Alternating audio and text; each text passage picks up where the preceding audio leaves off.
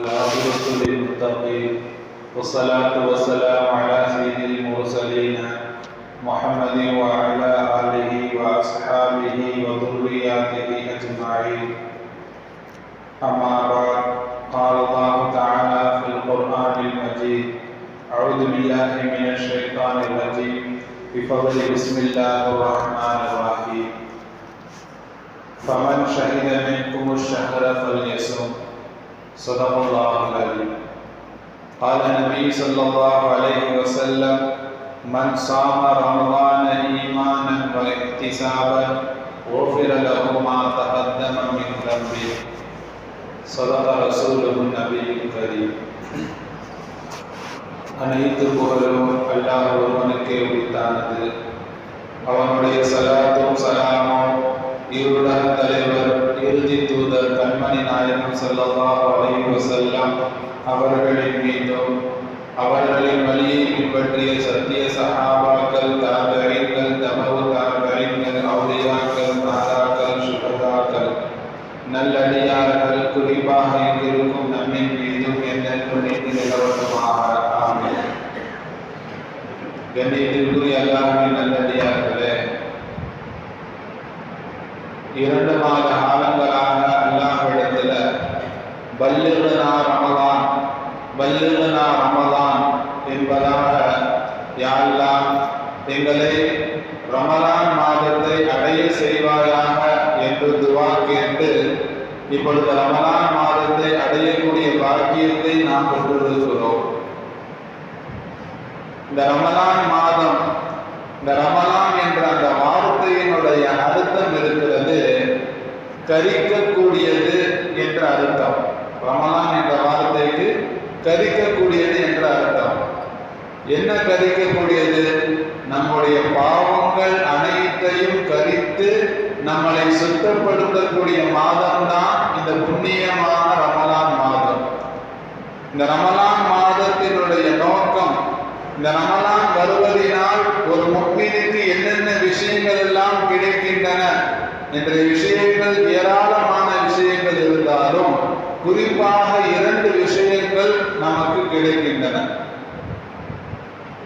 இந்த ரமலான் மாதத்தின் நோக்கமே அல்லாஹ்வினுடைய பாவ மன்னிப்பை அடியானுக்கு பெற்று தருவதுதான். ஒரு தடவை நபி ஸல்லல்லாஹு அலைஹி வஸல்லம் அவங்க ஜும்மாவுடைய நாள்ல மிம்பர் படியில ஏறுறாங்க. ஏறும் பொழுது முதலாவது படியில காலை வைக்கிறாங்க, ஆமீன்னு சொல்றாங்க. 2வது படியில காலை வைக்கிறாங்க, ஆமீன்னு சொல்றாங்க. 3வது படியில காலை வைக்கிறாங்க, ஆமீன் சொல்றாங்க. இப்போ சஹாபாக்கள் கேட்கிறாங்க, யா ரசூலல்லாஹ், என்னைக்குமே இல்லாத மாதிரி இன்னைக்கு புதுசா ஆமீன் சொல்லி ஏறினீங்களே, காரணம் என்ன? நபி அவர்கள் சொன்னாங்க, நான் மிம்பர் படியில ஏறும் பொழுது ஜிப்ரீல் அலைஹிஸ்ஸலாம் அவங்க வந்துட்டாங்க. வந்து அவங்க சொன்னாங்க, எந்த மனிதர் ரமலான் மாதத்தை அடைந்து அந்த ரமலான் மாதத்திலே தன்னுடைய பாவங்களை கழுவிக்கொள்ளாமல், பாவங்களை அவர் பரிசுத்தப்படுத்தாமல் ரமலான் மாதத்தை கடப்பாரோ அவர் நாசம் உண்டாகட்டுமாக அப்படின்னு சொல்லி ஜிப்ரீல் அலைஹிஸ்ஸலாம் அவங்க துவா செஞ்சாங்க. அதுக்கு நான் ஆமீன் சொன்னேன் என்பதாக நபி ஸல்லல்லாஹு அலைஹி வஸல்லம் அவங்க சொன்னாங்க. ஆக ரமலான் மாதம் என்பது நம்முடைய பாவத்தை போக்க வந்த மாதம். இந்த மாதத்தினுடைய நோக்கம் என்பதும் அதுதான். எனவே இந்த மாதத்திலேயும் நம்முடைய பாவங்களை நாம் பரிசுத்தப்படுத்தவில்லை என்றால் ஜிப்ரீல் அலைஹிஸ்ஸலாம் அவங்க சொன்ன மாதிரி நவுது பில்லாஹி மின்னா கைசேதத்திற்குரிய ஒரு காரணமாக ஆகிவிடும். ரமலான்ல உள்ளக்கூடிய அமல்கள் இருக்குது, நம்முடைய பாவங்களை மன்னிக்கக்கூடிய அமல்களாக இருக்குது. முதலாவதாக ரமலானில் வைக்கப்படக்கூடிய நோன்பின் காரணமாக அல்லாஹ் தஆலா நம்முடைய பாவங்களை மன்னிக்கிறார். அல்லாஹ் தஆலா குர்ஆன்ல சொல்றான், யார் ரமலான் மாதத்தை அடைந்தீர்களோ அவர்கள் நோன்பு வையுங்க. 30 நாளும் கண்டிப்பாக நாம் நோன்பு வைக்க வேண்டும். அல்லாஹ் இதை நம் மீது கடமையாக ஆக்கியிருக்கிறான். நபி ஸல்லல்லாஹு அலைஹி வஸல்லம் அவங்க இந்த உம்மத்துக்கு ஒரு 5 பாக்கியம் கிடைச்சிருக்குன்னு சொல்லுவாங்க. அதுல ரெண்டு விஷயத்த சொல்லுவாங்க. நோன்பாளிகள் இந்த உம்மத்துல ரமலான் மாதத்துல நோன்பு வைக்கும் பொழுது, நோன்பு வச்சதுல இருந்து சஹர்ல இருந்து இஃப்தார் வரையும் அந்த நோன்பாளிகளுக்காக வேண்டி கடலில் உள்ள மீன்கள் எல்லாம் பாவ மன்னிப்பு கேட்கின்றன என்பதாக நபி ஸல்லல்லாஹு அலைஹி வஸல்லம் அவங்க சொன்னாங்க. காலையில ஃபஜ்ர்ல இருந்து மக்ரிப் வரையும் யாரெல்லாம் நோன்பு வச்சிருக்காங்களோ அவங்களுக்காக வேண்டி அல்லாஹ் தஆலா கடலில் உள்ள மீன்களை பாவ மன்னிப்புக்காக வேண்டி அல்லாஹ் ஏற்பாடு செய்திருக்கிறார். இது யாருக்கு கிடைக்கும்னா, யார் ரமலான்ல நோன்பு வைக்கிறாங்களோ அவங்களுக்கு கிடைக்கும். இரண்டாவதாக நபி ஸல்லல்லாஹு அலைஹி வஸல்லம் அவங்க அந்த விஷயத்துல சொல்லுவாங்க, ரமலான் மாசத்துல யாரெல்லாம் நோன்பு வச்சாங்களோ கடைசி நாள்ல அல்லாஹ் தஆலா கடைசி இரவுல பாவங்களை மன்னித்து விடுவான், நோன்பாளிகளின் பாவங்களை மன்னித்து விடுவான் என்று நபி அவர்கள் சொல்லுவார். அப்ப சஹாபாக்கள் கேட்பாங்க, லைலத்துல் கத்ர் இரவா அந்த இரவுன்னு கேட்பாங்க. அப்ப நபி அவர்கள் சொன்னாங்க, அப்படி இல்லை, இது கடைசி இரவு. காரணம் என்ன அப்படின்னு சொன்னா, ஒரு தொழிலாளிக்கு ஒரு முதலாளி சம்பாத்தியம் கொடுப்பாங்கல்ல, அது மாதிரி அல்லாஹ் தஆலா நோன்பு வச்சவங்களுக்கு அல்லாஹ் கூலி கொடுப்பான். அந்த இரவுல அவர்களுடைய பாவங்களை மன்னிப்பான் என்று நபி ஸல்லல்லாஹு அலைஹி வஸல்லம் அவங்க சொன்னாங்க. எனவே இந்த ரமலான் மாதத்துல நாம நம்முடைய பாவங்களை பரிசுத்தப்படுத்த வேண்டும் என்றால் முதலாவதாக செய்ய வேண்டிய அமல் இந்த ரமலான் முழுவதும் நோன்பு வைக்கணும். எத்தனையோ பேர்கள் சின்ன சின்ன காரியங்களுக்காக வேண்டி நோன்பு விடுறோம். மார்க்கம் இதை தடை செய்கிறது, அனுமதியே தரல. மார்க்கம் ரெண்டு விஷயத்துக்கு தான் அனுமதி தருது. ஒண்ணு, ஒருத்தவர் தூரமாக சஃபர் போறாரு அப்படின்னு சொன்னா, பிரயாணம் பண்றாரு அப்படின்னு சொன்னா அவருக்கு மார்க்கம் அனுமதி தருது, நீங்க விடுறதா இருந்தா வித்துக்கலாம், வைக்கிறதா இருந்தாலும் வச்சுக்கலாம்னு சொல்லி. அதே போல ஒரு மனிதர் கடுமையான நோயாளியாக ஆயிட்டாரு அப்படின்னு சொன்னா அவருக்கு விடுறதுக்கு மார்க்கத்துல அனுமதி இருக்கு. இது அல்லாம சின்ன சின்ன காரியங்களுக்காக வேண்டி வேலையை காரணம் காட்டி நோம்ப விடுறது, அல்லது வேற ஏதாச்சும் முக்கியமான விஷயங்களை காரணம் காட்டி நோம்ப விடுறது இருக்குது, இது மார்க்கம் அனுமதி தரல. 30 நாட்களும் நாம நோம்ப கரெக்டா வச்சிருக்கோம். அடுத்து இந்த மாசத்துல மட்டும் அல்லாஹ் தஆலா கொடுத்த ஒரு சிறப்பான ஒரு விஷயம் தராவீஹ் தொழுகை. நபி ஸல்லல்லாஹு அலைஹி வஸல்லம் அவங்க சொன்னாங்க, மன் காம ரமலான ஈமானன் வ இஹ்திசாபன் குஃபிர லஹு மா தகத்தம மின் தம்பி.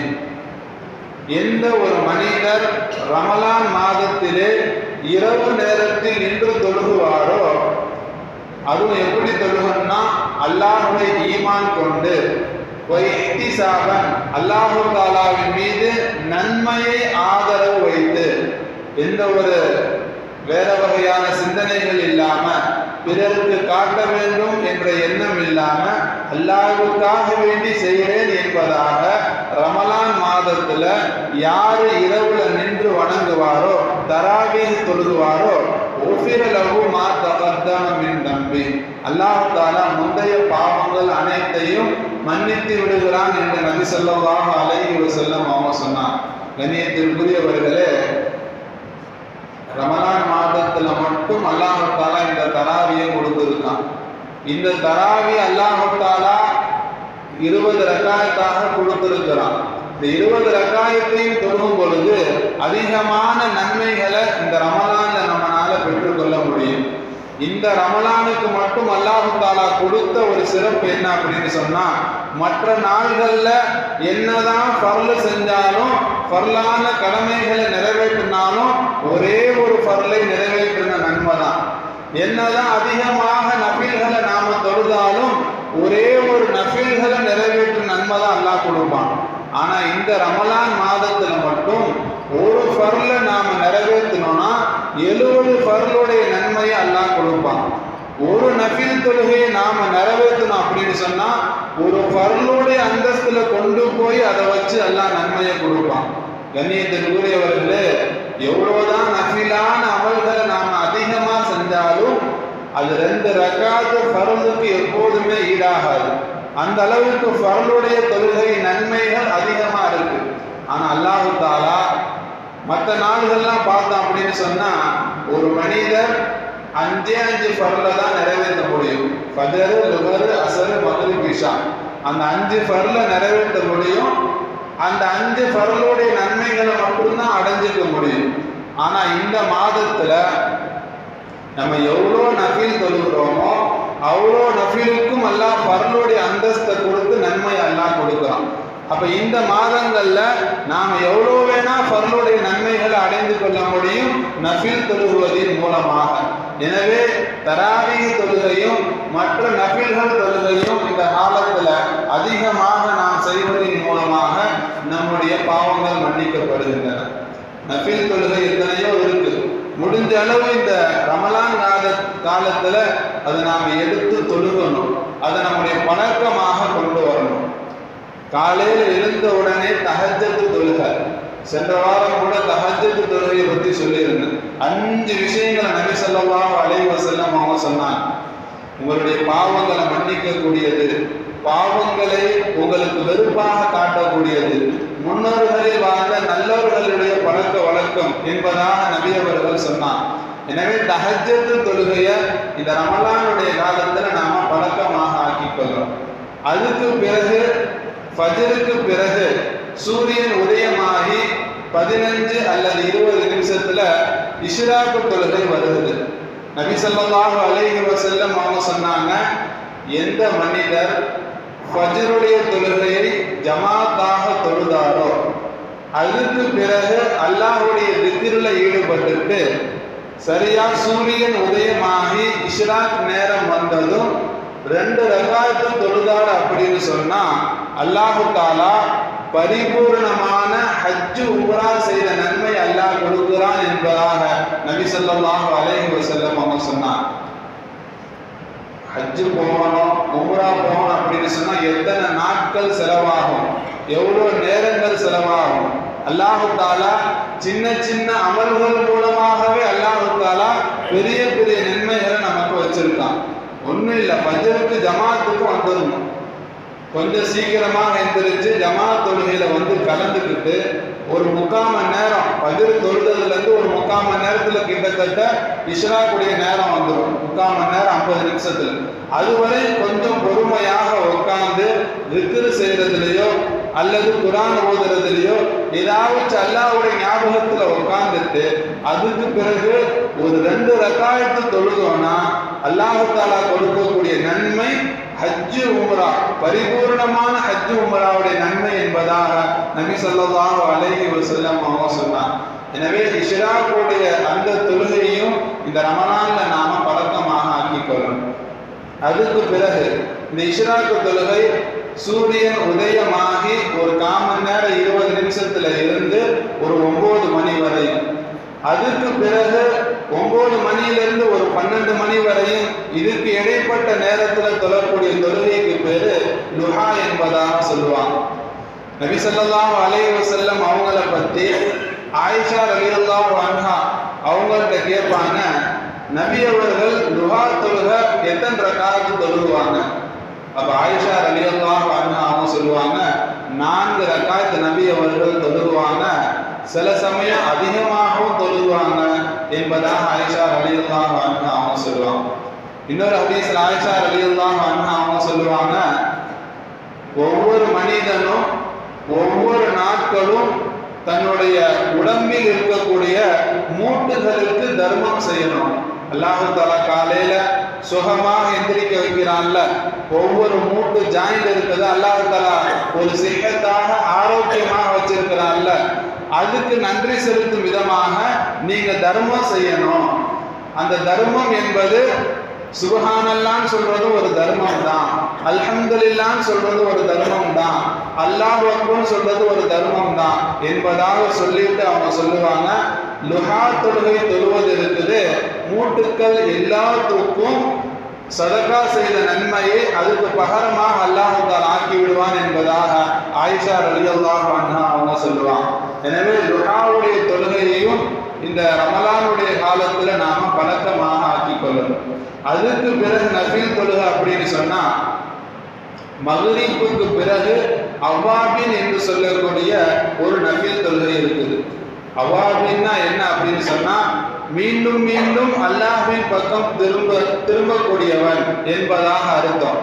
நபி ஸல்லல்லாஹு அலைஹி வஸல்லம் அவங்க சொன்னாங்க, எந்த மனிதர் மக்ரிபுக்கு பிறகு 6 ரக்காத்து தொழுகுவாரோ அவருடைய 12 வருட பாவங்களை அல்லாஹ் தஆலா மன்னிக்கிறான் என்பதாக நபி ஸல்லல்லாஹு அலைஹி வஸல்லம் அவங்க சொன்னாங்க. கண்ணியத்திற்குரியவர்களே, இது போன்ற நஃபிலான வணக்கங்களை இந்த ரமலான்ல நாம அதிகமாக படுத்தும் பொழுது அல்லாஹ்வுடைய நெருக்கமும் அல்லாஹ்வினுடைய மக்ஃபிரத் என்று சொல்லக்கூடிய பாவ மன்னிப்பையும் நம்மால் பெற்றுக்கொள்ள முடியும். அடுத்து இந்த ரமலான்ல செய்ய வேண்டிய அல்லாஹ்வினுடைய பாவ மன்னிப்பு நமக்கு கிடைக்கணும் அப்படின்னு சொன்னா பாவங்களை விட்டு நாம தவிர்த்து கொள்ள வேண்டும். நபி ஸல்லல்லாஹு அலைஹி வஸல்லம் அவங்க சொல்லுவாங்க, அஸ்ஸியாமு ஜுன்னத்துன் மாலம் யஸ்ரிக்ஹா.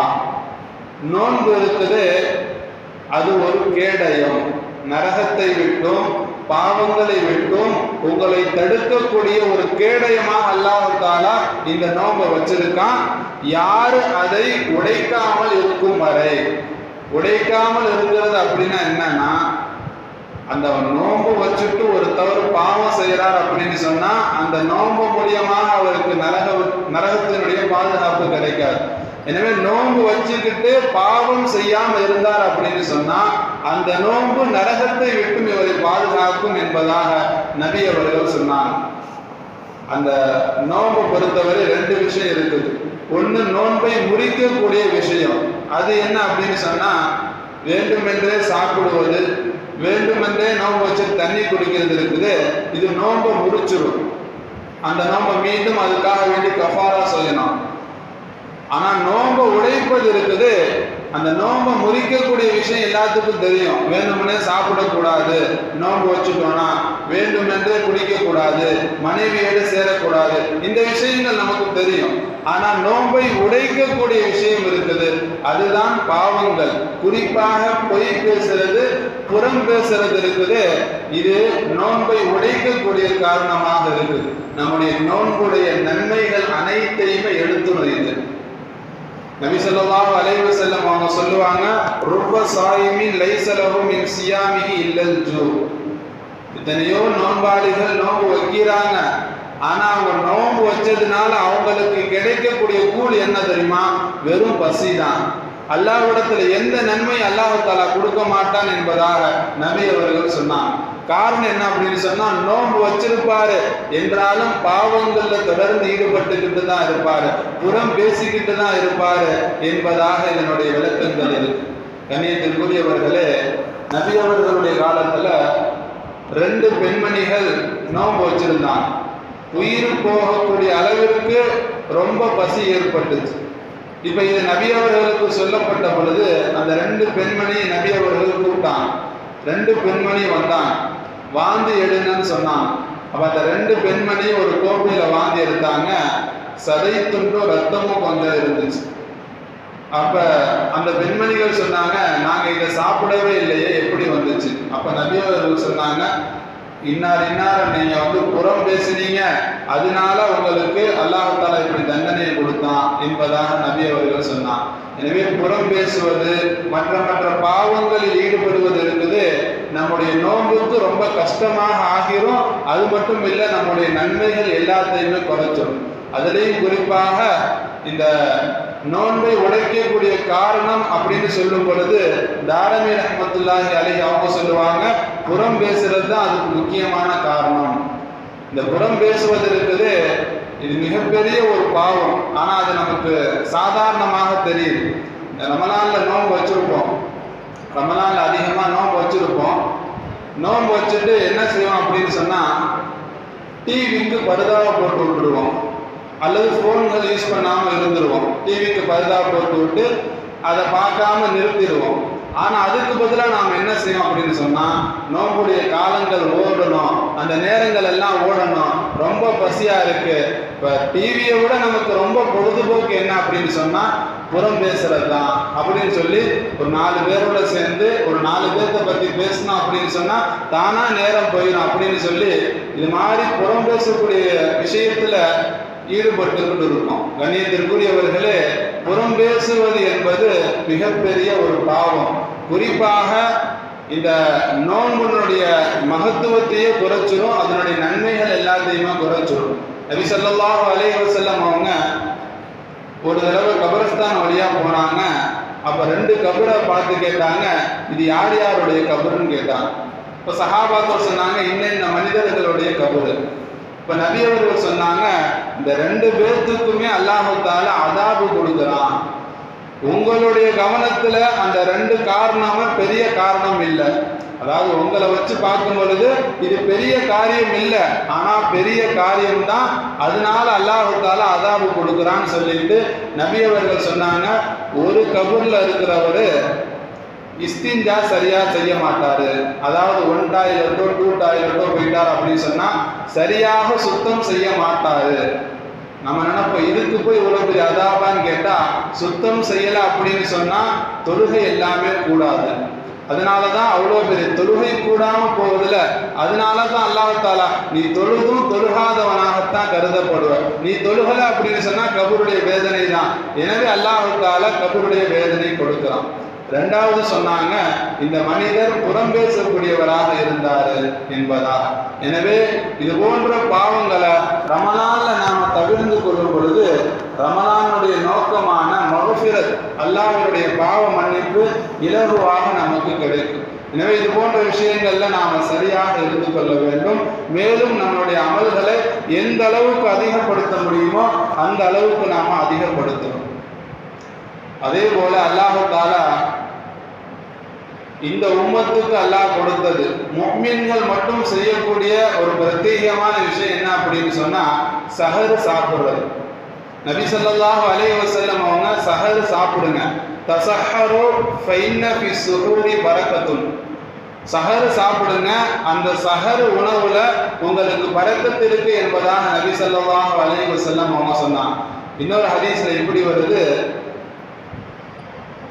வேதக்காரர்கள் இருக்கிறாங்கல்ல, யூதர்கள் கிறிஸ்தவர்கள், அவர்கள் சஹர் உணவை சாப்பிட மாட்டாங்க. முஃமினான நீங்க சஹர் உணவை சாப்பிடுங்க, சஹருடைய நேரத்துல சாப்பிடுற சாப்பாடு இருக்குது, அது ஒரு பரக்கத் என்பதாக நபி ஸல்லல்லாஹு அலைஹி வஸல்லம் அவங்க சொல்லுவாங்க. எனவேதான் உலமா பெருமக்கள் எல்லாம் சொல்லுவாங்க, நம்முடைய குடும்பத்தில் இருக்கக்கூடிய நோயாளிகள், வயசானவங்க, நோன்பு வைக்கிற அளவுக்கு வயசு வராத சின்ன பிள்ளைங்க இருக்கிறாங்கல்ல, நோன்பு வைக்காட்டினாலும் சரி அவங்களையும் அந்த நேரத்தில் எழுப்பி உட்கார வச்சு ஒரு வாயாச்சு ஊட்டி விடுங்க. ஏன்னா நபி அவங்களுடைய வாயிலிருந்து வந்துருச்சு சஹருடைய உணவு பரக்கத்தான உணவு என்பதாக. அந்த பரக்கத்தான உணவு அவங்களுக்கும் கிடைக்கட்டும். வயசு முதிர்ந்ததின் காரணமாக நோன்பு வைக்க முடியாம போயிருச்சு, ஆனா அந்த பரக்கத்தை அவங்களுக்கு கிடைச்சிடும். சின்ன குழந்தைகளுக்கு ஊட்டி விடுங்க, நோயாளிகளுக்கு ஊட்டி விடுங்க. இதன் காரணமாக பரக்கத்தான உணவு உள்ள போனதின் காரணமாக நோய் ஷிஃபாவாகலாம். சின்ன குழந்தைகளுக்கு அல்லாஹ் தஆலா அறிவை அதிகப்படுத்தலாம் என்பதாக உலமா பெருமக்கள் நமக்கு சொல்லித் தருவாங்க. எனவே சஹருடைய உணவு இருக்குது, பரக்கத்தான ஒரு உணவு. அந்த சஹருடைய உணவை நாம சாப்பிடணும் என்பதாக நபி அவங்க சொன்னாங்க. அடுத்து இந்த சஹருடைய உணவுல ஒரு பிரத்யேகமான ஒரு விஷயம் என்ன அப்படின்னு சொன்னா, மற்ற நேரங்கள்ல நம்ம ஆண்களுக்கு குடும்பத்தோட சாப்பிடுற ஒரு சூழ்நிலை உண்டாகாம இருக்கலாம். மற்ற நேரங்கள் காலையில நாம் எந்திரிக்கும் பொழுது பிள்ளைகள் ஸ்கூலுக்கு போயிருப்பாங்க, நம்ம தனியா சாப்பிட்டுட்டு வேலைக்கு போயிடுவோம். மதிய நேரத்துல எங்க வேலைக்கு இருக்கோமோ அங்க சாப்பிட்டுக்கிட்டு இருப்போம். நைட்டு லேட்டா வருவோம், சில நேரத்துல நம்மளுடைய பிள்ளைகளோட சாப்பிட முடியாம போயிடும். ஆனா அல்லாஹ் தஆலா இது எல்லாத்தையும் கலந்து ஒரு குடும்பத்தோட உட்கார்ந்து சாப்பிடக்கூடிய ஒரு சூழ்நிலையை அல்லாஹ் தஆலா இந்த சஹரின் மூலமாக வச்சிருக்கான். இந்த சஹர்ல எல்லாமே குடும்பத்தில் இருக்கக்கூடிய அத்தா, அம்மா, பிள்ளைகள், பெரியவங்க எல்லாமே உட்கார்ந்து சேர்ந்து சாப்பிடக்கூடிய ஒரு சூழ்நிலையை அல்லாஹ் தஆலா இந்த சஹர்ல வச்சிருக்கிறான். நபி ஸல்லல்லாஹு அலைஹி வஸல்லம் அவங்கள்ட்ட ஒரு சஹாபி வந்து கேட்பாங்க, யா ரசூலல்லாஹ், நான் சாப்பிட்றேன், ஆனால் பசியே அடங்க மாட்டேங்குது, என்னுடைய பசி அடங்கவே மாட்டேங்குது, வயிறு நிரம்பவே மாட்டேங்குது என்பதாக கேட்பாங்க. அப்போ நபி ஸல்லல்லாஹு அலைஹி வஸல்லம் அவங்க அந்த மனிதர்கிட்ட கேட்பாங்க, நீங்கள் உங்கள் குடும்பத்தில் தனித்தனியாக சாப்பிட்றீங்களான்னு கேட்பாங்க. அப்போ அந்த மனிதர் சொல்லுவார், ஆமாம் தனித்தனியாக தான் சாப்பிட்றேன். அப்ப நபி ஸல்லல்லாஹு அலைஹி வஸல்லம் அவங்க சொன்னாங்க, ஃபஜ்தமிஉ அலா தஆமிக்கும், உங்களுடைய குடும்பத்தோட சேர்ந்து நீங்க சாப்பிடுங்க. இன்னும் ஃபதுகுரஸ்மல்லாஹி அலைஹி, இன்னும் அல்லாஹ்வுடைய பெயரை சொல்லி சாப்பிடுங்க. அல்லாஹ் தஆலா உங்களுக்கு பரக்கத்து செய்வான். உங்களுடைய உணவுல பரக்கத்து வேணும் அப்படின்னு சொன்னா குடும்பத்தோட சேர்ந்து சாப்பிடணும். அல்லாஹ்வுடைய பெயரை கொண்டு ஆரம்பித்து சாப்பிட்டீங்க அப்படின்னு சொன்னா பரக்கத்தான உணவாக உங்களுடைய உணவு ஆகும் என்பதாக நபி ஸல்லல்லாஹு அலைஹி வஸல்லம் அவங்க சொன்னாங்க. அந்த பரக்கத்து இந்த சஹருடைய நேரத்தில் அல்லாஹ் தஆலா நம்மவர்களுக்கு கொடுக்கிறான். மேலும் நபி ஸல்லல்லாஹு அலைஹி வஸல்லம் அவங்களுடைய ஹதீஸ் இப்படி ஒன்று இருக்கு, நிஅமு ஸுஹூரில் முஃமின் அத்தமர், முஃமின்களுடைய சஹர் சாப்பாடுலேயே சிறந்தது என்ன அப்படின்னு சொன்னா அத்தமர், பேரிச்சம்பழம் என்பதாக சொன்னான். பொதுவாக இஃப்தாருடைய நேரத்துல பேரிச்சம்பழம் சாப்பிடுவோம். ஆனா சஹருடைய நேரத்துல நாம பேரிச்சம்பழம் சாப்பிடுறதுங்கிறது அதிகமா இல்லாத ஒண்ணு. நபி ஸல்லல்லாஹு அலைஹி வஸல்லம் அவங்க சொன்னாங்க, முஃமினுடைய சஹர் சாப்பாடுலேயே சிறந்தது பேரிச்சம்பழம் என்பதாக சொன்னாங்க. அந்த காலத்துல சஹாபாக்கள் இருந்தாங்க, ரொம்ப கூவத்தா இருந்தாங்க. அவங்க பேரிச்சம்பழம் சாப்பிட்டு பல சஹாபாக்கள் நோன்பு வைப்பாங்க. இந்த காலத்தில் அது மாதிரி வைக்க முடியாட்டினா கூட சாப்பிட்டு முடிச்சுட்டு கடைசியாக ஒரு பேரிச்சம்பழமாச்சு நம்முடைய சஹருடைய உணவுல நாம சேர்த்துக்கணும். ஏன்னா நபி அவங்க சொல்லிட்டாங்க, சிறந்த உணவு பேரிச்சம்பழம் சஹர்ல அப்படின்னு சொல்லிட்டாங்க. எனவே நபி அவர்களுடைய வார்த்தைக்கு கட்டுப்பட்டு அந்த சிறப்பு நமக்கு கிடைக்கும் அப்படிங்கிற பட்சத்துல சஹர் உணவோட ஒரு பேரிச்சம்பழத்தை நாம எடுத்துக்கணும். அதே போல சஹர் செய்யும் பொழுது சஹருடைய நேரத்துல குறிப்பாக 4 விஷயங்கள் சொல்லுவாங்க. முதலாவதாக தஹஜ்ஜத் தொழுதுறணும். எவ்வளோ சாப்பாடுக்கு நெருக்கடியா நேரமா இருந்தாலும் தஹஜ்ஜத் நாம ஒரு 2 ரக்காத்தாச்சு தொழுதுறணும். ரெண்டாவது தஹஜ்ஜத்துடைய நேரம் இருக்குது, அது இஸ்திக்ஃபாருடைய நேரம். அல்லாஹ் தஆலா நல்ல மனிதர்களை புகழும் பொழுது அவர்கள் சஹருடைய நேரத்தில் இஸ்திக்ஃபார் செய்வார்கள் என்பதாக அல்லாஹ் தஆலா புகழுவான். எனவே நாம சாப்பிட்டு கொஞ்சம் நேரம் இருந்தாலும் போனை பார்க்காம டிவியை பார்க்காம பயானா இருந்தாலும் கூட அதை பார்க்காம அந்த நேரத்தில் கொஞ்சம் இஸ்திக்ஃபார் செய்யணும். அடுத்து அந்த நேரம் இருக்குது துவாவுடைய நேரம். அல்லாஹ் தஆலா முதல் வானத்துக்கு யாராச்சும் துவா செய்யுங்கன்னு சொல்லி அல்லாஹ் கேட்கிறான். எனவே அந்த நேரத்தில் முடிந்த அளவு துவாவையும் செய்து கொள்ள வேண்டும். 4ஆவதாக சஹர் செஞ்சுக்கணும். அதே போல சஹருடைய விஷயத்துல மீண்டும் மீண்டும் சொல்லக்கூடிய ஒரு விஷயம், சஹருடைய உணவை நிறுத்தி கொள்வது இருக்குது. பாங்குக்கு 10 நிமிஷத்துக்கு முன்னாடி நாம நிறுத்திக்கணும். ஏன்னா கடிகாரம் முன்ன பின்ன இருக்கும், ஒவ்வொரு பள்ளிவாசலையும் முன்ன பின்ன இருக்கும். சில நேரங்களில் பாங்கு லேட்டா சொல்லுவாங்க. அவுகாத் இருக்குது 42க்கு வருது,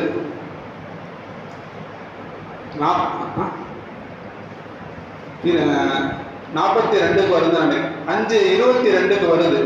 ஆனா பாங்கு 5:25க்கு தான் சொல்லப்படுது. பாங்கு 5:25க்கு தான் சில இடங்கள்ல சொல்லப்படுது. நம்ம பள்ளியில 22க்கே சொல்லிடுறோம். ஏன்னா யாராச்சும் ஒருத்தவங்க மோதினாருடைய குரலை கேட்டாதான் நான் சாப்பாடு நிப்பாட்டுவேன் அப்படின்னு சொல்லி இருப்பாங்க. அதனால 22க்கே சொல்லிடுங்க அப்படின்னு சொல்லி 22க்கு சொல்லப்படுது. சில இடங்கள்ல 25க்கு சொல்லப்படுது. இப்ப 24 வரை நாம சாப்பிட்டுக்கிட்டே இருந்தோம் அப்படின்னு சொன்னா 22ஓட நாம முடிச்சிடணும். ஆனா 24 வரை சாப்பிட்டோம் அப்படின்னு சொன்னா அந்த நாள் வெறும் பசி தான், அது நோன்பாக ஏற்றுக்கொள்ளப்படாது. எனவே பேணுதலுக்காக வேண்டி பாங்குக்கு ஒரு 10 நிமிஷத்துக்கு முன்னாடி நாம சாப்பாட்டை நிறுத்திக்கணும், குடிக்கிறத நிறுத்திக்கணும். எனவே இதுவும் முக்கியமாக சஹருடைய நேரத்துல நாம கவனத்துல கொள்ள வேண்டிய விஷயம். அதே போல இஃப்தாருடைய விஷயத்துல 4 விஷயம் சொல்லுவாங்க. முதலாவதாக இஃப்தாருக்கு முன்பதாக நாம துவாவில் ஈடுபடணும். நாம அந்த இஃப்தாருடைய விஷயத்தை சரி செய்யறதுலேயே குடும்பத்துல நமக்கு நேரம் போயிடும். கரெக்டா அந்த இஃப்தாருடைய துவா சொல்லுவாங்க, அந்த நேரத்துல நம்மளும் அந்த மஜ்லிஸ்ல உட்காருவோம். அப்படி இல்லாம ஒரு 1/4 மணி நேரத்துக்கு முன்னாடி, குறைஞ்சது ஒரு 10 நிமிஷத்துக்கு முன்னாடி எல்லா ஏற்பாடும் செஞ்சு அந்த மஜ்லிஸ்ல உட்காந்து வீட்டில் உட்காந்து துவா செய்யணும். ஏன்னா எல்லா மனிதர்களும் அல்லாஹ்விடத்துல தேவையுடையவர்கள் தான், யாருமே தேவை இல்லாதவர்கள் இல்லை. நபி அவர்களோட ஒரு சஹாபி டெய்லி ஃபஜ்ர் தொழுதவனே எந்திரிச்சு போயிடுவார். இப்போ நபி அவங்க கேட்பாங்க, என்ன அல்லாஹ்ட்ட எந்த தேவையும் உங்கள்கிட்ட இல்லையா, துவாவே கேட்காம ஓடுறீங்களேன்னு கேட்பாங்க. அப்ப அந்த மனிதர் சொன்னாங்க, அல்லாஹ்விடத்துல தேவையுடையவர்கள் யாரும் இல்லை, கண்டிப்பாக எல்லா மனிதர்களுமே தேவையுடையவர்கள் தான் என்பதாக சொல்லுவாங்க. எனவே நமக்கும் 1008 தேவைகள் இருக்கும், 1008 பிரச்சனைகள் இருக்கும், கஷ்டங்கள் இருக்கும், துன்பங்கள் இருக்கும். எல்லாத்தையும் அல்லாஹ் தஆலா இது போன்ற நேரங்களில் கேட்கும் பொழுது அல்லாஹ் தாலா அனைத்தையும் கபூல் செய்யக்கூடியவனாக இருக்கிறான். நபி அவங்க சொன்னாங்க, இஃப்தார் வரையும் ஒரு நோம்பாளி துவா செஞ்சார் அப்படின்னு சொன்னா கண்டிப்பாக அல்லாஹ் தாலா அவருடைய துவாவை ஏற்றுக்கொள்வான் என்பதாக நபி அவர்கள் சொன்னான். அதே போல் இஃப்தாருடைய நேரத்தில் நபி அவர்களுடைய பழக்கம் நோன்பு திறக்கும் பொழுது பேரிச்சம்பழத்தை கொண்டு நோன்பு திறக்கிறது. அப்படி நபி அவர்களுக்கு பேரிச்சம்பழம் கிடைக்கல அப்படின்னு சொன்னா தண்ணீரை கொண்டு நபி அவர்கள் நோன்பு திறக்குவாங்க. எனவே இந்த 2 விஷயமும் கவனத்தில் கொண்டு இதை கொண்டு நோன்பு திறக்கக்கூடியவர்களாக நாம் ஆகணும். ஆகவே இந்த ரமலான் மாதத்துல எல்லா அமல்களையும் சரியான முறையில் செஞ்சு அல்லாஹ்வினுடைய பொருத்தத்தையும் அல்லாஹ்வினுடைய பாவ மன்னிப்பையும் பெறக்கூடிய பாக்கியத்தை அல்லாஹ் தஆலா நம் அவர்களுக்கு